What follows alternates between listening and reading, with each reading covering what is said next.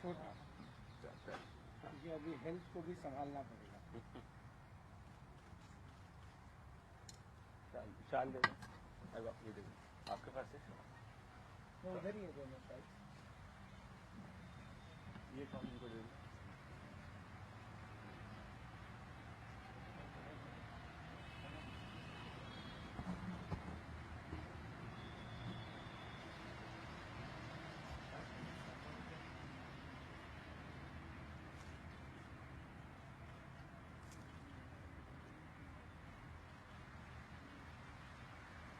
Okay,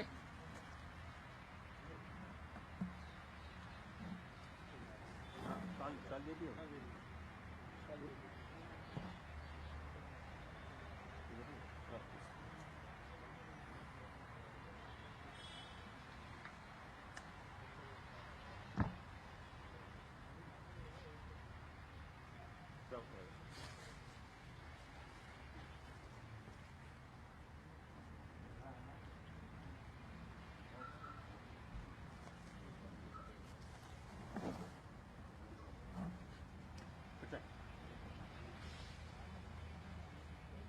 ముందుగానే మాట్లాడతాను. इसको थोड़ा उठाओ, थोड़ा उठाओ। चलो बाद में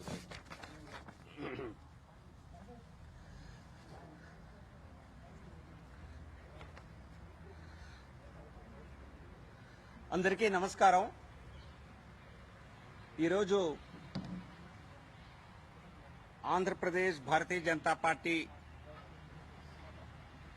కొత్త అధ్యక్షుడిగా నియామకం జరిగిన తర్వాత మిత్రులు సోమవీర్రాజు గారు మొదటిసారి ఢిల్లీకి రావటం జరిగింది। ఢిల్లీలో జాతీయ నాయకుల్ని కలిసి ధన్యవాదాలు తెలిపి అలాగే పార్టీ భవిష్యత్ కార్యక్రమాల గురించి కూడా మాట్లాడటానికి ఈ ఢిల్లీ పర్యటన ప్రధానంగా వారు వచ్చారు। నిజం చెప్పాలంటే 4 దశాబ్దాల సుదీర్ఘ అనుభవం కలిగిన సోమవీర్రాజు గారి నియామకం పట్ల కేవలం ఆంధ్రప్రదేశ్ భారతీయ జనతా పార్టీ కార్యకర్తల్లోనే కాదు, దేశవ్యాప్తంగా భారతీయ జనతా పార్టీ శ్రేణులందరిలోనూ ఒక గొప్ప ఫీలింగ్ అన్నది మేము చూసాం। ఎందుకంటే ఒక పార్టీకి కట్టుబడి సిద్ధాంతాలకు కట్టుబడి మరి దశాబ్దాల పాటు పార్టీకి కార్యకర్తగా నాయకుడిగా పనిచేసినటువంటి వీర్రాజు గారు లాంటి వ్యక్తులు రాజకీయాల్లోనే అరుదుగా ఉంటారు। అటువంటి నాయకులు భారతీయ జనతా పార్టీలోనే మీకు కనిపిస్తారు। సో మరి ఒక రకంగా గుర్తింపు తెచ్చి ఈరోజు వీర్రాజు గారిని రాష్ట్ర అధ్యక్షుడిగా భారతీయ జనతా పార్టీ నాయకత్వం మరి నియమించడం జరిగింది। మరి 40 ఏళ్ల అనుభవం ఉన్నా కూడా మరి చంద్రబాబు నాయుడు గారిలాగా ఆయనది 40 ఏళ్ల అనుభవం అయినప్పటికీ ఆయనలాగా కాకుండా చాలా చురుగ్గా ఉండి మరి కరోనా లాక్డౌన్ సమయంలోనూ రిలీఫ్ కార్యక్రమాల్లో పెద్ద స్థాయిలో పాల్గొని ఇటు పార్టీ కార్యక్రమాలు అటు సేవా కార్యక్రమాల్లో విస్తృతంగా మరి వీర్రాజు గారు పనిచేస్తున్నారు। సో ఖచ్చితంగా 40 ఏళ్ల యువకులకు కూడా గట్టి పోటీ ఇవ్వగలిగినటువంటి యువతత్వం ఉన్నటువంటి నాయకుడు వీర్రాజు గారు। సో కాబట్టి అనుభవంతో పాటు కూడా మరి పోరాడే తత్వం, ఆయనకున్నటువంటి ఉత్సాహం తప్పనిసరిగా భారతీయ జనతా పార్టీని ఆంధ్రప్రదేశ్లో మరి చాలా మరింత ఉత్సాహంగా ముందుకు పరిగెత్తిస్తుంది అని అందరూ కార్యకర్తలందరం భావిస్తున్నాము। 2 పార్టీలకి రాష్ట్రంలో ప్రధానంగా 2 ప్రాంతీయ పార్టీలు ఉన్నాయి ప్రస్తుతం। అటు అధికారంలో ఉన్నటువంటి వైఎస్ఆర్ కాంగ్రెస్ పార్టీ వైసీపీ, ప్రతిపక్షంలో ఉన్నటువంటి తెలుగుదేశం 2 ప్రాంతీయ పార్టీలే। ఈ 2 పార్టీలకు సమదూరాన్ని పాటిస్తూ ఒక ప్రత్యామ్నాయ శక్తిగా ఎదగాలి అన్నదే భారతీయ జనతా పార్టీ జనసేన కూటమి యొక్క ఉద్దేశం, లక్ష్యం। సో ఖచ్చితంగా ఆ దిశగా మేము చేసేటువంటి ప్రయత్నాలు ఆంధ్రప్రదేశ్ ప్రజలు ఆశీర్వదిస్తారని మాకు పూర్తిగా నమ్మకం ఉన్నది. ఎందుకంటే అభివృద్ధిని ఆధారంగా చేసుకుని మరి కుటుంబ రాజకీయాలకు అతీతంగా, కులాలకు అతీతంగా, వ్యక్తులకు అతీతంగా పనిచేసేటువంటి party Bharatiya Janata party. So కాబట్టి తప్పనిసరిగా భారతీయ జనతా పార్టీ జనసేన కూటమికి భవిష్యత్తు చాలా ఉజ్వలంగా ఉండబోతుంది అన్నది మరి రాష్ట్ర రాజకీయాలు పరిశీలించిన వారి అందరి ఎవరికైనా సామాన్య ప్రజలకు కూడా స్పష్టంగా అర్థమవుతోంది. ఇక చాలా మంది రాష్ట్రంలో అవకాశం ఎక్కడ ఉన్నది, శూన్యత ఎక్కడ ఉన్నది అని చాలా పొరపాటు పడుతున్నారు. ఏ పార్టీ తగ్గితే బీజేపీకి అవకాశాలు ఉంటాయన్న విశ్లేషణలు మొదలయ్యాయి. భారతీయ జనతా పార్టీ ఎవరి వల్లనో వచ్చే శూన్యతని భర్తీ చేసే పార్టీ కాదు. మా అంతటా మేమే ఒక శక్తిలాగా ఎదగటం వల్ల ఇతరులు తగ్గాల్సింది తప్పితే వారెవరో తగ్గితే మేము పెరగాలన్న ఆలోచనలో మేముండం. ఆంధ్రప్రదేశ్ రాజకీయాలు కూడా ఉత్తరప్రదేశ్ రాజకీయాలు లాగానే భవిష్యత్తులో మారబోతున్నాయి అన్నది మాకున్నటువంటి స్పష్టమైన లక్ష్యం. అక్కడ కూడా రెండు ప్రాంతీయ పార్టీలు ఒకరి తర్వాత ఒకరు అధికారంలోకి వస్తూ సమాజ్వాదీ పార్టీ అని, బహుజన్ సమాజ్ పార్టీ అని ఇటువంటి పోకడ్లే ఈ ప్రాంతీయ పార్టీలకు ఏ పోకడ్లు ఉన్నాయో ఇవే పోకడ్లు ఉత్తరప్రదేశ్ లో కూడా కనిపించేవి. 2013 సంవత్సరంలో మేము ఉత్తరప్రదేశ్ లో ప్రధాన రాజకీయ పక్షంగా ఎదుగుతాము, అధికారానికి మేమే అధికారంలోకి వస్తామంటే ఎవరు నమ్మేవారు కాదు. సో కాబట్టి ఎవరికన్నా ఆంధ్రప్రదేశ్ లో కూడా ఇటువంటి పరిస్థితులు వస్తాయా అని అనుమానం ఉంటే 2012లో భారతీయ జనతా పార్టీ పొజిషన్ ని, 2017లో 19లో భారతీయ జనతా పార్టీకి ఉన్న పరిస్థితిని మీరు అంచనా వేసుకుంటే ఏ రకంగా కొద్ది సంవత్సరాల్లోనే అక్కడ పూర్తిగా చిత్రం మారిందో మీకు అర్థమవుతుంది. సో కాబట్టి ఏదో ఒక పార్టీ తగ్గాలి అది లేదు, మేము వస్తే వారు ఖచ్చితంగా తగ్గుతారు. ప్రజలు భారతీయ జనతా పార్టీ పట్ల ఆకర్షితులు అవ్వటానికి మాకున్నటువంటి అభివృద్ధి ఎజెండా, మాకున్నటువంటి ప్రధాని నరేంద్ర మోదీ గారికి ఉన్నటువంటి నాయకత్వ పటిమ, దేశ ప్రజల్లో, ఆంధ్రప్రదేశ్ ప్రజల్లో మోదీ గారి పట్ల ఉన్నటువంటి అపారమైనటువంటి గౌరవం, ప్రాంతీయ పార్టీల పట్ల ప్రజల్లో ఉన్నటువంటి ఎంతోకింతో ప్రజలకు ఉన్నటువంటి తక్కువ భావం. ఎందుకంటే వారు ప్రాంతీయ పార్టీలు అన్నవి కుటుంబ పార్టీలుగా మిగిలినాయి రాష్ట్రంలో, మన రాష్ట్రంలో, అలాగే ఉత్తరప్రదేశ్ లో కూడా. ఎలాగైతే ములాయం సింగ్ గారు సైకిల్ తొక్కలేక ఆయన క్రియాశీల రాజకీయాల నుంచి పక్కకు వచ్చారో, మన రాష్ట్రంలో కూడా చంద్రబాబు నాయుడు గారు కూడా ఆయన కూడా దాదాపుగా రాజకీయాలకు కనుమరుగవుతున్నటువంటి పరిస్థితి మనకు స్పష్టంగా కనిపిస్తోంది. క్రియాశీల రాజకీయాల నుంచి చంద్రబాబు నాయుడు గారు దాదాపుగా పక్కకెళ్లిపోయినట్టే. 6 నెలల్లో అప్పుడప్పుడు కనిపించేటువంటి చంద్రబాబు నాయుడు గారు మరి రాష్ట్రం పట్ల రోజు ప్రస్తావించే వారు వెళ్లి హైదరాబాద్ లో నివసించడం ఏంటో మాకైతే అర్థం కాదు. ఆయన ఎంత నేను జాతీయ అధ్యక్షుడిని చెప్పుకున్నప్పటికీ వారిది ఆంధ్రప్రదేశ్ లోనే మరి సహ ప్రాంతీయ పార్టీగా ఉన్నటువంటి పరిస్థితుల్లో మరి ఆయన హైదరాబాద్ కు పరిమితమై రాష్ట్ర ప్రజల ప్రయోజనాలను పట్టించుకున్నటువంటి దాఖలాలు లేవు. సో కాబట్టి ఆయన భవిష్యత్తుని గమనించినట్టున్నారు.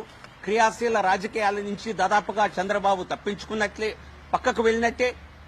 ఇక ఆయన కుమారుడు అధికారంలోకి వస్తే ఆయన కుమారుడు పార్టీ పగ్గాలు చేపడతారనుకుంటే ఆయన్ను చూసిన వారి పార్టీలో వారు కూడా రాహుల్ గాంధీని చూసి కాంగ్రెస్ పార్టీలో ఎలా అయితే యువ నాయకులు దూరం అవుతున్నారో, ఎలాగైతే జ్యోతిరాదిత్య సింధియా మరి వంటి అద్భుతమైన పటిమ కలిగిన యువ నాయకులు ఆ పార్టీని వదిలి ఏ రకంగా భారతీయ జనతా పార్టీలో చేరారో దేశమంతా చూశారు. అలాగే పైలట్ లాంటి వారు కూడా కాంగ్రెస్ పార్టీని వీడి వెళ్లిపోవటం మనం చూస్తున్నాము. టెక్నికల్ గా పార్టీలో ఆయన ఉన్నప్పటికీ కూడా కాంగ్రెస్ కు దాదాపుగా గుడ్ బై చెప్పిన పరిస్థితే మనకు రాజస్థాన్ లో కూడా కనిపిస్తోంది. సో కాబట్టి తెలుగుదేశం పార్టీ అక్కడ ఉత్తరప్రదేశ్ లోనూ సమాజ్వాదీ పార్టీ గుర్తు సైకిలే, ఇక్కడ సైకిలే.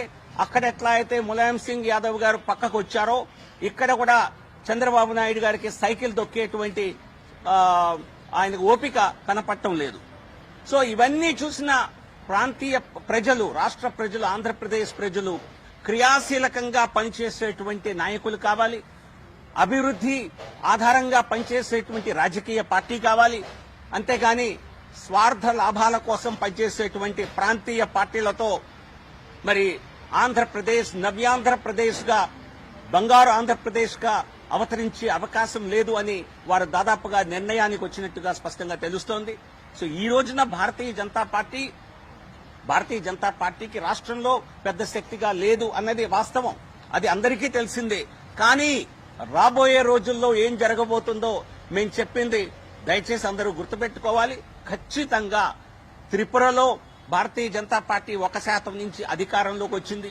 ఆ రాష్ట్ర వ్యవహారాలు మరి సంవత్సరాల పాటు చూసి భారతీయ జనతా పార్టీని అధికారంలోకి తెచ్చినటువంటి సునీల్ దేవధర్ గారు ఈరోజు భారతీయ జనతా పార్టీ ఆంధ్రప్రదేశ్ వ్యవహారాలు చూస్తున్నారు.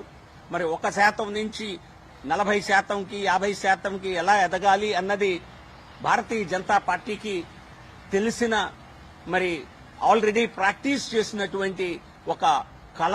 ఇది ప్రజలకు చేరువవటం ద్వారా చేసేది తప్పితే మరొక విధంగా చేసేది కాదు. మేము ఎవరిని రాజకీయంగా ఎవరిని కిందకు దోసి ఎవరిని మోసం చేసి అధికారంలోకి వచ్చే ఆస్కారం గాని, అవసరం గాని, అవకాశం గాని లేదు. మేము తప్పనిసరిగా ప్రజలకు చేరువై ఒక ప్రధాన రాజకీయ శక్తిగా ఎదిగి అధికారంలోకి రావాలి అన్నది మా యోచన. సో దానికి కాబోయే యూపీనే ఆంధ్రప్రదేశ్, ఏపీలో కూడా మరో యూపీ చూస్తారు అని చెప్పి మీ అందరికీ తెలియజేస్తూ ఈరోజు సోమవీర్రాజు గారు మొదటిసారి అధ్యక్షుడయ్యాక, రాష్ట్ర పార్టీ అధ్యక్షుడయ్యాక ఢిల్లీకి విచ్చేశారు. సో ఢిల్లీ మీడియా మిత్రులతో కూడా ఆయన తన అనుభవాలు పంచుకుంటారు. అలాగే మా రాష్ట్ర వ్యవహారాల ఇన్ఛార్జ్, అలాగే జాతీయ సెక్రటరీ సునీల్ దేవధర్ గారు కూడా మీ ముందు పార్టీ యొక్క లక్ష్యాలని త్వరలో ఉంచుతారు. డోలర్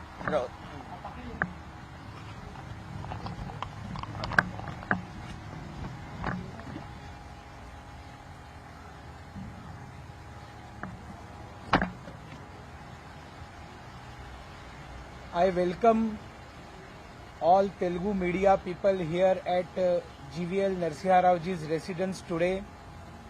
It is one of the happiest moments of Andhra Pradesh Bharatiya Janata Party that new state president Somuvir Raju Garu has arrived Delhi.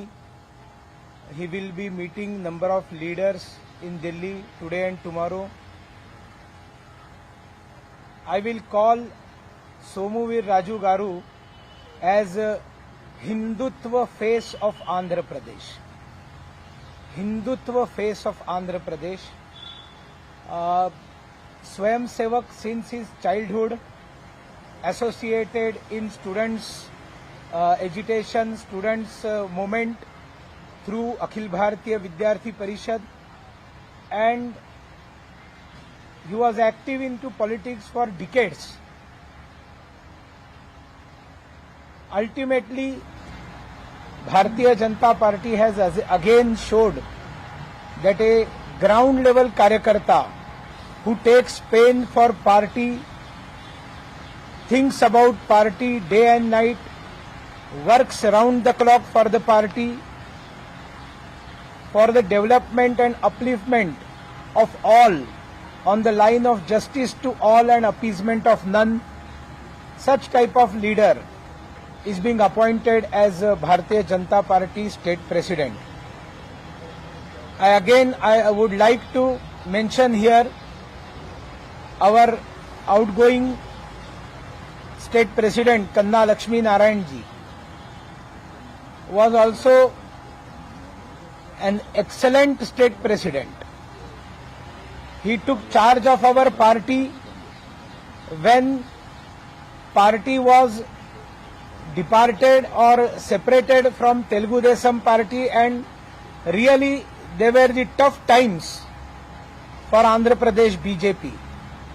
Through his hard work, he travelled all across the Andhra Pradesh and brought party to a good condition, and definitely Kanna Lakshmi Narayan Garu also has served as a best state president. And now this new innings of Somuvir Raju Garu and the alliance partner Janasena Party, we together, we are pledged to fight for the people of Andhra Pradesh, those who are being backstabbed for years by Telugu Desam Party and now stabbed by YSRCP Party from front. Telugu Desam party ने पीछे से वार किया, YSRCP सामने से वार कर रही है। आंध्र प्रदेश की जनता तकलीफ में है, संकट में है, and that is why the only alternative in coming days for Andhra Pradesh is Bharatiya Janata Party and Janasena alliance, and we will fight for the right of all sects of Andhra Pradesh, all people of Andhra Pradesh. Bharatiya Janata Party Janasena Alliance is an alliance free from corruption, an alliance free from casteism, and an alliance free from Kutumbaraj, dynasty politics.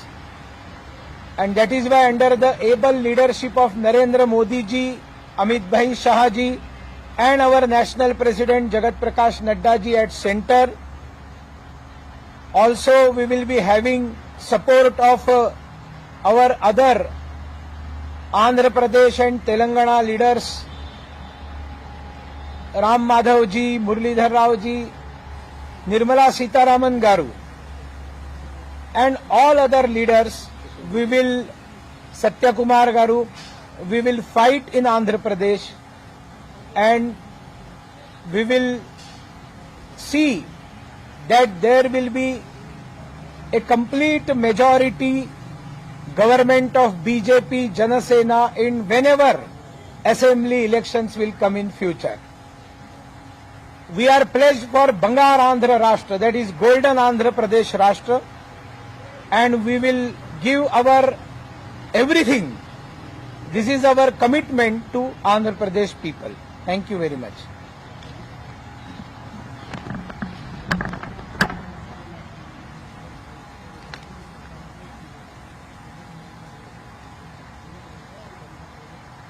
అందరికీ నమస్కారం. అధ్యక్షుడిగా ప్రకటించిన తరువాత ఢిల్లీలో ఉన్నటువంటి పత్రికా ప్రతినిధులని మిమ్మల్ని కలవడం నేను ఎంతో ఆనందాన్ని వ్యక్తం చేస్తున్నాను. చాలా సీనియర్ ప్రతినిధులు, ఎన్టీవీ ప్రతినిధులు కానీ, చాలా చక్కటి మిత్రులు, సాక్షి కానీ, టీవీ9 పెద్దలు, అనేక మంది యువకులు పెద్దలతో చాలా కాలం నుంచి సన్నిహిత సంబంధాలని వారితో మెయింటైన్ చేస్తున్నాను. ఈ కరోనా సందర్భంలో పత్రికా ప్రతినిధులుగా మీరు డాక్టర్స్ ఏ విధంగా అయితే ప్రయత్నం చేస్తున్నారో అదే విధమైనటువంటి ప్రయత్నం ప్రజల్లోకి, ప్రతి అంశంలోకి వెళ్లి ప్రయత్నం చేయడం, ఇది సమాజానికి అవసరం అయినప్పటికీ కూడా చాలా కష్టకాలంలో పత్రికా రంగంలో ఉన్నటువంటి ప్రెస్ రిపోర్టర్స్ కూడా ఉన్నారు. రాజమండ్రిలో ఒక యువకుడే ఈ కరోనా సందర్భంగా మరణించడం జరిగింది. బాధాకరమైనటువంటి విషయం. నన్ను అధ్యక్షుడిగా నియమించడం, నేను పార్టీకి, నడ్డా గారికి, ప్రధానమంత్రి గారికి, అలానే అమిత్ షా గారికి, పార్టీ యొక్క యంత్రాంగానికి సర్వదా ఎల్లప్పుడూ కూడా ధన్యవాదాలు తెలియజేస్తూ, అదే రీతిలో పనిచేస్తూ నేను పెడతానని మీ ద్వారా నేను తెలియజేస్తున్నాను. వారికి కృతజ్ఞతలు తెలియజేస్తున్నాను. ప్రధానంగా నరసింహారావు గారు, అలానే సునీల్ జీ మాట్లాడినటువంటి విషయాలనే నేను కొంత సూటిగా చెప్పడం కోసం ప్రయత్నం చేస్తాను. భారతీయ జనతా పార్టీ 24 ఎన్నికల్లో చాలా సీరియస్ గా ముందుకు పెడుతుంది. Very serious. ఈవేళ నేను ఒక మిత్రుడితో మాట్లాడాను, ఎక్స్ మినిస్టర్ ఆయన. అన్న సీరియస్ గానే ఉన్నారా అని అడిగారు. ఈ కారణం ఎందుకు వస్తుందంటే 2 అంశాల మూలంగా ఈ అంశం ప్రస్తావిస్తున్నారు జనరల్ గా. ఈ మధ్యన సునీల్ జీ ఒక విషయాన్ని ప్రస్తావించారు. ఎక్కడో చంద్రబాబు నాయుడు గారు ఫోన్ తీసుకుని లోపలికి వెళ్తా అమిత్ భాయ్ దగ్గర నుంచి ఫోన్ వచ్చింది, అమిత్ భాయ్ దగ్గర నుంచి ఫోన్ వచ్చింది అంటున్నాడట. అంటే బీజేపీ నాన్ సీరియస్. మరలా బీజేపీ చంద్రబాబు నాయుడు దగ్గరికి వెళ్ళిపోతుంది అనేటువంటి ఒక ఫీలర్స్ ని వదలడం కోసం చంద్రబాబు నాయుడు గట్టి ప్రయత్నం. మరొక వైసీపీ వాళ్ళేమంటున్నారు, మేము బాగానే సంబంధాలు మెయింటైన్ చేస్తున్నాం అంటే మీలో కన్ఫ్యూజన్ వస్తుంది, ప్రజల్లో కన్ఫ్యూజన్ క్రియేట్ చేయడం కోసం ప్రయత్నం చేస్తున్నారు. ఇది పాలిటిక్స్ లో వాళ్ళు ఆడేటువంటి ఒక పెద్ద ఆట. దీని భారతీయ జనతా పార్టీ ఆటకి మరొక ఆటని చదరంగాన్ని ఆడుతున్నాం మేము ఇవాళ. భారతీయ జనతా పార్టీ చదరంగం అంటే సెస్ అంటే చాలా సీరియస్ గేమ్. అది చాలా తెలివైనటువంటి ఆట. అది అంతకంటే తెలివిగా భారతీయ జనతా పార్టీ వ్యవహరిస్తుంది ఈ అంశాల్లో. దీన్ని బాగా కాయిన్ చేస్తున్నారు, ఇది బాగా ప్రచారం చేస్తున్నారు. ఈ ప్రచారాల్ని ఇవాళ భారతీయ జనతా పార్టీ జనసేన పార్టీ యొక్క కాంబినేషన్ ని నేను ఇప్పుడు చెప్తున్నాను. నేను 98లో చూశాను ఆంధ్రప్రదేశ్ లో భారతీయ జనతా పార్టీ. ఇవన్నీ సీరియస్ అంశాలు, ప్రాక్టికల్ గా జరిగినటువంటి అంశాలు నేను ప్రస్తావిస్తున్నాను. 98లో ఆంధ్రప్రదేశ్ లో భారతీయ జనతా పార్టీకి 19% ఓట్లు వచ్చినాయి. రాజమండ్రి ఎంపీ నెగ్గారు, కృష్ణరాజు గారు నెగ్గారు కాకినాడలో, అలానే తెలంగాణలో 2 ఎంపీలు నెగ్గారు. అనేకమైన ప్రాంతాల్లో 2 లక్షల ఓట్లు కూడా వచ్చినాయి. 96లో ప్రతి పార్లమెంట్ లో 13,000 ఓట్లు వచ్చినాయి. 98 వచ్చేటప్పటికి ఫేస్ మారిపోయింది వాజ్పేయి గారి లీడర్షిప్ లో. అట్లానే 2009లో చిరంజీవి గారు పోటీ చేస్తే మరొక 19% ఓట్లు వచ్చినాయి. మొన్న చాలా ఏమైనా చంద్రబాబు నాయుడు ఓడిపోవాలి అంటే జనసేనకి 7% ఓట్లు వచ్చినాయి. అంటే ఆంధ్ర రాష్ట్రంలో అంటే వాక్యూమ్ లేదు, ఖాళీ లేదు అంటున్నారు అందరూ కూడా. ఖాళీ 20% ఖాళీ ఉంది. భారతీయ జనతా పార్టీ జనసేన కాంబినేషన్ ఇప్పుడు 25% తోటి ఉంది. ఇది చాలా స్పష్టం. నేను చెప్పిన దాంట్లో చాలా అర్థం ఉంది. దీనికి అందరూ కూడా తెలుసుకుంటున్నారు. తెలుసుకుని నేను వెంకటకృష్ణ గారు నన్ను ప్రశ్న వేశారు. ఏమన్నారంటే అది రెడ్ల పార్టీ అంట, ఇది కమ్మోరు పార్టీ. వెంకటకృష్ణ గారు ఇది కమ్మోరు పార్టీ, అది రెడ్ల పార్టీ కాదు భారతీయ జనతా పార్టీ దృష్టిలో. తెలుగుదేశం కమ్మోరు పార్టీ కూడా కాదు. ఆ 2 ఫ్యామిలీ పార్టీలు. అది చంద్రబాబు నాయుడు కొడుకు పార్టీ. ఇది రాజశేఖర రెడ్డి గారు అబ్బాయి పార్టీ, వాళ్ళ ఫ్యామిలీ పార్టీ. ఈ ఫ్యామిలీ పార్టీలో భారతీయ జనతా పార్టీ హిందుత్వం అని చెప్పారు సతీష్, మన సునీల్ జీ. మాది సకల జనుల పార్టీ. మా క్యాస్ట్ ఎందుకండి? మోడీకి ఏం క్యాస్ట్ ఉందండి? చైనాను ఎదుర్కొంటున్నాడు మోడీ, పాకిస్తాన్ ఎదుర్కొంటున్నాడు. ఆర్టికల్ 370 రద్దు చేశాడు మోడీ గారు. మా క్యాస్ట్ ఉందా? నెహ్రూ గారు అబ్బాయా? మోడీ గారు నెహ్రూ గారు అబ్బాయా? మోతీలాల్ నెహ్రూ కొడుక? వాజ్పేయి గారు ఆయన అడిగారు వాజ్పేయి గారిని, మీరు ప్రధానమంత్రి అవుతారా అని అడిగారు వారిని. అడిగితే ఆయన చెప్పారు, నేను ఆఫ్టర్ ఆల్ ఆమె స్కూల్ టీచర్ సన్, బడిపంతులు కుమారుణ్ణి. ప్రొక్రాన్ టెస్ట్ చేశాడు, 4 రోడ్లు వేశారు, కార్గిల్ యుద్ధం చేశారు వాజ్పేయి గారు. అమెరికా కన్ను కప్పి ప్రక్రాన్ని టెస్ట్ చేసి అద్భుతమైన కార్యక్రమాలు చేశాడు. ఇవాళ మోడీ గారు ఏం చేస్తున్నారో మీ అందరికి కూడా తెలుసు. కాబట్టి ఏదైనా తెలుగుదేశం, ఎన్టీ రామారావు గారు తెలుగుదేశం పేద ప్రజల పార్టీ, అది కమ్యూనిటీ పార్టీ కాదు. ఎన్టీ రామారావు గారి తర్వాత చంద్రబాబు నాయుడు ఫ్యామిలీ పార్టీ అయింది. ఇవాళ భారతీయ జనతా పార్టీ ఈ రాష్ట్రంలో సకల జనుల పార్టీ. చంద్రబాబు నాయుడు గారు అంటారు, ఇవాళ జగన్మోహన్ రెడ్డి గారి పార్టీలో ఉన్న వాళ్ళు అంటారు, మాకింతమంది బీసీలకు ఇచ్చారండి, ఎంతో దయ ఉందండి, కరుణామయుడండి అని వాళ్ళు అంటారు. చంద్రబాబును ముఖ్యమంత్రి ఇచ్చారు ఒక ఆయనకి, మా జిల్లా ఆయనకి, ఆయన హోమ్ మినిస్టర్. కానీ ఆయన డిఎస్పీని కాదు కదా, కానిస్టేబుల్ కూడా ట్రాన్స్ఫర్ చేసే పరిస్థితిలో లేడు ఆయన అప్పుడు. ఇప్పుడు ఈవిడ హోమ్ మినిస్టర్.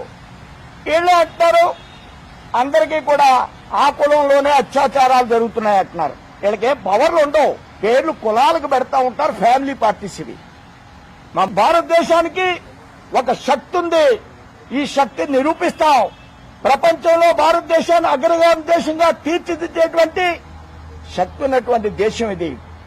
మేము 40 సంవత్సరాల నుంచి 50 సంవత్సరాల నుంచి మా పెద్దవాళ్ళు పనిచేస్తున్నారంటే భారతదేశం యొక్క షేప్ మార్చడానికి, ఫేస్ మార్చడం కోసం పనిచేస్తున్నారు.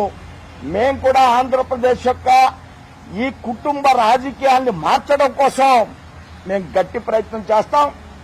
అద్భుతమైనటువంటి పరిపాలన ఇచ్చేటువంటి ఆలోచనతో అనేకమైనటువంటి కార్యక్రమాల గురించి వారు చెప్పారు. ఏం చేస్తాం, మేము ఏ విధమైనటువంటి రాష్ట్రాన్ని నిర్మాణం చేస్తాం అనేది కూడా సునీల్ జీ చెప్పడం కోసం ప్రయత్నం చేశారు. ఈ విధంగా ఆంధ్రప్రదేశ్ లో మనం గమనించినట్లయితే కొన్ని మెకానిజాలు క్రియేట్ చేస్తూ ఉంటారు. ఏమని కొత్త కొత్త విషయాల్ని ప్రవేశపెడతా ఉంటారు.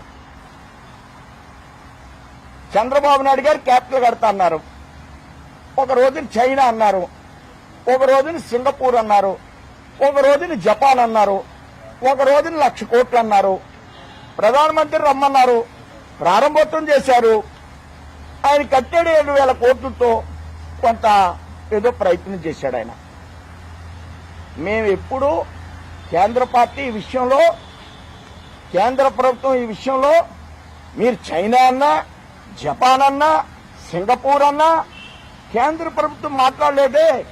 భారతదేశంలో ఎక్కడన్నా క్యాపిటల్ కట్టిన సందర్భంలో ఏ రాష్ట్రంలో అన్నా కేంద్రం ప్రశ్న వచ్చిందా అండి? రాదు. ఇప్పుడు ఈయనేదో 3 అంటున్నాడు. 3 అంటే ఆయనేమో జపాన్, అమెరికా ఏవో రకరకాలు చెప్పేశాడు. మేమేం మాట్లాడలేదు, రమ్మంటే వెళ్ళాం, రిబ్బన్ కత్తిరించాడు. ఇప్పుడు ఈయన 3 అంటాడు. 3 అంటే మీరు కలగ చేసుకుంటారా, కలగ చేసుకోరా? మీరు కలగ చేసుకుంటారా, కలగ చేసుకోరా? ఆయన ఇన్ని పెద్ద మాటలు చెప్తే కలగ చేసుకోలేదు. ఇప్పుడు 3 అంటే మీరు కలగ చేసుకుంటారా, కలగ చేసుకోరా? అయ్యరామా, మేము క్యాపిటల్ అక్కడ ఉండాలని చెప్తున్నాం, రైతులకు మా మద్దతు ఉంటుందని స్టేట్ పార్టీ చెప్తుంది.